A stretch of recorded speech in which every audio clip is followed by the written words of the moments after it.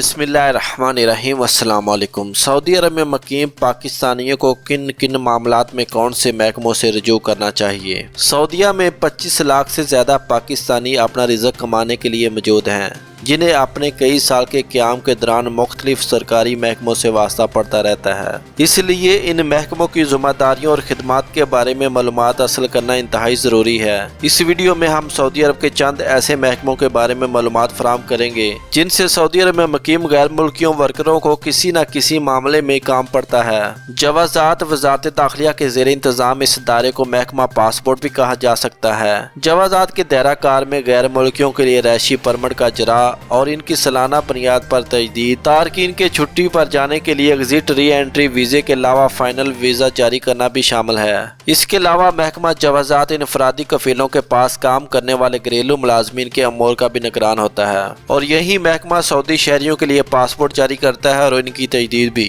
Immigration کا ادارہ محکمہ جوازات کا ذیلی ادارہ امیگریشن ہے۔ اس ادارے کے دفاتر ہوائی اڈوں، زمینی اور سمندری چوکیوں پر قائم ہیں، جہاں آنے والے مقامی اور غیر ملکیوں کی انٹری کی جاتی ہے۔ امیگریشن کے ادارے کا رابطہ محکمہ جوازات کے مرکزی کنٹرول روم سے رہتا ہے، جہاں سے سعودیہ آنے اور جانے والے کا ریکارڈ موجود ہوتا ہے۔ وزارت المواد البشریہ، اس وزارت کا سابقہ نام وزارت محنت تھا، جسے اب بدل کر وزارت مواد البشریہ کر دیا گیا ہے۔ یہ وزارت سعودی عرب میں مقیم غیر ملکی ملازمین کے معاملات دیکھتی ہے۔ اس وزارت کی جانب سے ورک پرمٹ بننے کے بعد ورکر کے اقامے کے اجراء کا دوسرا مرحلہ جوازات میں مکمل کیا جاتا ہے۔ جب تک اس ادارے کی جانب سے ورک پرمٹ جاری نہیں ہوتا، اس وقت تک اقامہ کی کارروائی آگے نہیں بڑھ پاتی۔ مکتب العمل، اس انتہائی اہم ادارے کو لیبر آف منسٹری بھی کہا جاتا ہے، جہاں کارکنان اور مالکان کے درمیان تنخواہوں کی عدم ادائیگی اور دیگر اختلافات نمٹائے جاتے ہیں۔ کوئی بھی ورکر اپنے کفیل سے اختلاف یا اس کی زیادتی کے معاملے پر مکتب العمل سے رجوع کر سکتا ہے۔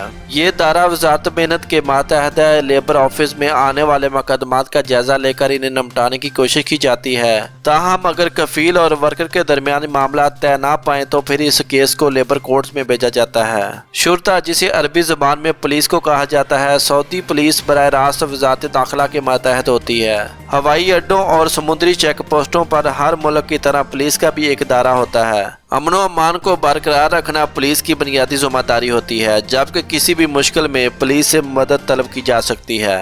دفاع مدنی، یہ ادارہ شہری دفاع کا ہے، جسے عربی میں دفاع مدنی کہا جاتا ہے۔ کسی بھی ہنگامی حالات میں لوگوں کی مدد فراہم کرنا اس ادارے کا بنیادی کام ہوتا ہے۔ دفاع مدنی کے انڈر فائر بریگیڈ کا بھی ادارہ ہوتا ہے۔ اس کے علاوہ قدرتی آفت میں مدد فراہم کرنے کے لیے بھی دفاع مدنی میں خصوصی یونٹس قائم کیے جاتے ہیں۔ جمارک، اس ادارے کو محکمہ کسٹم کہتے ہیں۔ ہوائی اڈوں اور سمندری سرحدوں چوکیوں پر محکمہ جوازات کے بعد یہ دوسرا اہم ادارہ ہے، جن کے اہلکار مسافروں کے سامان کا معائنہ کرتے ہیں۔